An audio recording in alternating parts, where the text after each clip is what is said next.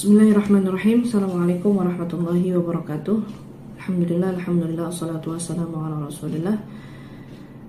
Insyaallah pada kali ini saya akan membahas sedikit tentang kajian, satu tema dari kajian Ulumul Quran yang berjudul Wahyu. Sebagaimana yang telah kita pelajari bersama, wahyu secara bahasa artinya al-isyarah as-sari'ah al-khafiyah, isyarat yang sampai secara cepat dan juga tersembunyi. Adapun secara spesifik, definisi wahyu secara ilmu syar'i itu berarti kalamullah al-munazzal ala nabi wa rasul. Wahyu atau kalam Allah yang turun kepada nabi dan rasulnya. Nah, pembagian wahyu yang diturunkan kepada para nabi dan rasulnya ini dibagi menjadi dua secara garis besar. Yang pertama adalah ketika Allah Subhanahu wa taala menurunkan kepada wahyunya tanpa melalui perantara. Yang kedua yaitu Allah menurunkan wahyu kepada nabi dan rasulnya melalui perantara, yaitu malaikat Jibril. Nah, sekarang kita bahas dulu yang bagian pertama, yaitu bagaimana Allah Subhanahu wa taala menyampaikan wahyunya kepada para nabi dan rasulnya tanpa perantara. Artinya Allah menurunkan secara langsung, tanpa adanya perantara malaikat Jibril. Nah, yang pertama adalah dengan adanya mimpi yang benar atau ar-ru'ya as-salihah fin naum. Ini sesuai dengan hadis yang disampaikan oleh Aisyah radhiyallahu anha.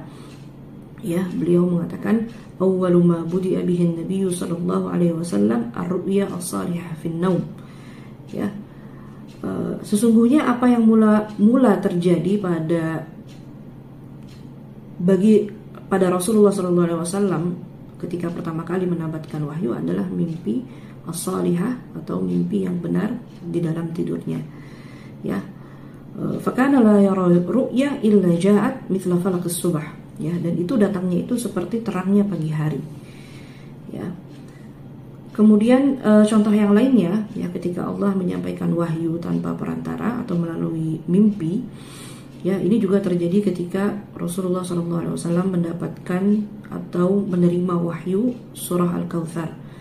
Dalam sebuah riwayat dikatakan ketika Rasulullah SAW sedang bersama para sahabatnya, berkumpul, tiba-tiba Rasulullah tertidur begitu, sedikit tertidur, kemudian terbangun dan Rasulullah tersenyum. Kemudian para sahabat bertanya, ma adhakaka ya Rasulullah. Kemudian Rasulullah menjawab, baru saja turun kepadaku surah inna a'tainaka al-kautsar fashalli li rabbika wanhar inna syani'aka huwal abtar. Selain kepada baginda Nabi Muhammad SAW, Allah juga menurunkan wahyu tanpa perantara melalui mimpinya, seperti dalam kisah Nabi Ibrahim dan Nabi Ismail. Ketika Nabi Ibrahim diperintahkan oleh Allah untuk menyembelih Nabi Ismail, di dalam Al-Quran disebutkan fabasyarnahu bighulamin halim falamma balagha ma'ahu as-sa'ya qala ya bunayya inni ara fil manam anni adbahuka fanzur madza tara. Ini menandakan bahwa perintah itu didapatkan, perintah menyembelih Nabi Ismail ini didapatkan oleh Nabi Ibrahim melalui mimpi. Nah, cara yang kedua atau kaifiyah yang kedua daripada bagaimana Allah Subhanahu wa taala menurunkan wahyu kepada para nabi dan rasulnya tanpa perantara adalah Allah langsung berbicara kepada nabi atau rasul tersebut. Ini seperti terjadi ketika Allah berbicara langsung kepada Nabi Musa alaihissalam. Saat itu Nabi Musa mengatakan qala rabbi arini anzur ilaik, dalam surah Al-A'raf itu. Wahai Tuhanku, biarkanlah aku melihat engkau secara langsung. Tapi tentu kemampuan manusia tidak akan bisa mampu melihat Allah secara langsung saat di dunia. Kemudian apa yang Allah lakukan adalah Allah berbicara langsung kepada Nabi Musa tanpa perantara. Wa kallamallahu Musa taklima. Baru pada saat itu Nabi Musa mampu memikul beban dakwah yang disampaikan oleh Allah Subhanahu wa taala. Nah, penyampaian wahyu yang kedua yang atau kaifiyah ya, bagaimana wahyu itu turun kepada para rasul dan para nabinya, yaitu melalui perantara. Ya. Melalui perantara siapa? Tentu kita tahu melalui perantara malaikat Jibril alaihissalam, yang mana tugasnya adalah memang sebagai penyampai wahyu. Ya. Malaikat sendiri ketika datang kepada rasul, ya, itu pun melalui berbagai cara. Yang pertama adalah malaikat Jibril datang kepada Nabi atau kepada Rasulullah SAW itu dengan dencingan lonceng yang sangat keras, ya, atau istilahnya sholatul jaras. Ya, dan ini merupakan salah satu cara yang paling berat bagi Nabi Muhammad SAW. Ya, dalam satu hadis beliau menyebutkan, ya, ahyanan ya'tini mithla sholatil jaras. Kadang-kadang, ya, malaikat Jibril itu datang dengan seperti, ya, dencingan lonceng yang sangat keras. Ini tidak bisa kita bayangkan lonceng kecil seperti lonceng kucing begitu ya.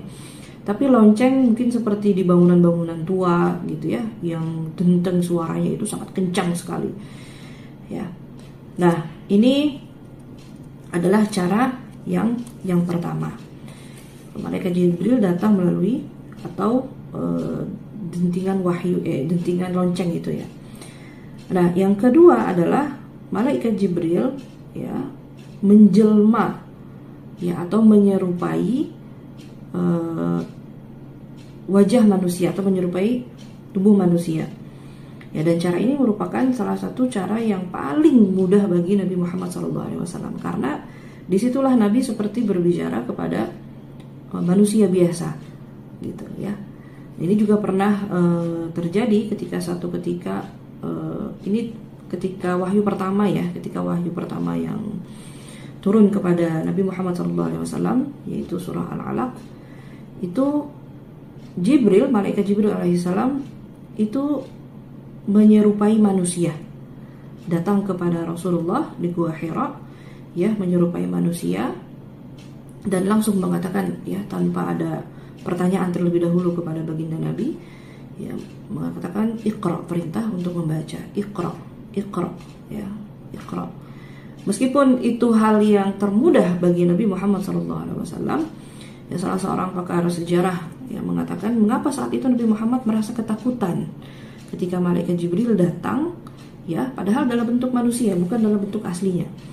Ya, karena malaikat Jibril datang dengan suratihi al-asliyah, ya, itu hanya ada 2 kali, yaitu ketika Rasulullah setelah turun, ya, dari Gua Hira menuju wadi, itu malaikat Jibril menampakkan bentuknya yang asli dengan 600 sayap itu, ya, dan bentangan sayapnya itu mabainal masyriq wal maghrib begitu.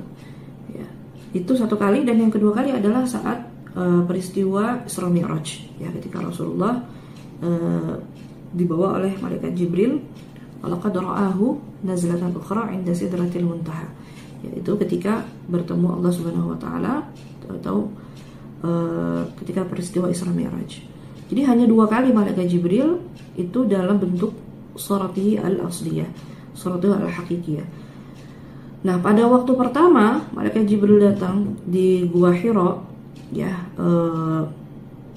kenapa Nabi Muhammad itu sampai merasa ketakutan padahal dalam bentuk manusia? Ya, karena bisa dibayangkan saat itu Nabi Muhammad SAW itu sedang dalam kondisi tahannuth, ya, sedang dalam kondisi sedang dalam kondisi berkonsentrasi dan khusyuk begitu. Nah, tiba-tiba datang seorang laki-laki yang tidak dikenal, ya, kemudian tanpa menanyakan siapa Nabi Muhammad, tanpa menanyakan siapa, bagaimana kabarnya dan lain sebagainya, langsung menyuruh untuk membaca Iqra sampai 3 kali itu, ya, dan dipeluknya Nabi Muhammad sampai erat sekali, ya, sampai Nabi Muhammad merasa tidak bisa bernafas. Ya, jadi itulah cara malaikat Jibril datang kepada baginda Nabi Muhammad SAW, yaitu kadang-kadang melalui salatul jaras, ya, kadang-kadang menyerupai manusia. Ya, intinya adalah wahyu yang diturunkan kepada para nabi, ya, khususnya kepada Rasulullah SAW dalam hal ini Al-Quran, ya, kalamullah al-munazzal ala nabi rasul ala Nabi Muhammad bi wasatati Jibril, ya, al-munazzal alaina bitawatur, al-manqul ilaina bitawatur, al-muta'abbad bitilawatihi, dan lain sebagainya. Itu khususnya Al-Quran adalah bukti bahwa wahyu yang diturunkan kepada Rasulullah SAW merupakan wahyu yang datang dari Allah Subhanahu wa taala. In huwa illa wahyu yuha. Ya, sesungguhnya Nabi Muhammad itu hanya menyampaikan kembali wahyu yang telah disampaikan kepada beliau. Ya. Bukan, kalaulah memang wahyu itu, ya, adalah berasal dari Nabi Muhammad SAW, maka apa? Ya, Allah Subhanahu wa taala mengatakan, "Wa in kuntum fi raibin mimma nazzalna ala 'abdina fa'tu bi suratin min mithli." Kenyataannya sampai detik ini, ya, dari mulai Al-Qur'an diturunkan sampai saat ini tidak ada yang mampu menandingi, ya, Al-Qur'an atau membuat yang serupa bahkan satu ayat sekalipun. Ya. Karena kalau itu perkataan manusia atau perkataan Nabi Muhammad, maka pasti akan banyak yang meniru, pasti akan banyak yang bisa membuat seperti Al-Quran. Tapi kenyataannya tidak ada yang bisa. Bahkan orang yang paling pintar sekalipun dalam sastra Arab, ya, tidak akan mampu bisa menyaingi wahyu Al-Quran. Karena memang wahyu Al-Quran adalah datangnya dari Allah Subhanahu wa taala. Gitu ya. Wallahu a'lam bishawab. Mudah-mudahan ada yang bisa diambil hikmah daripada kajian singkat ini.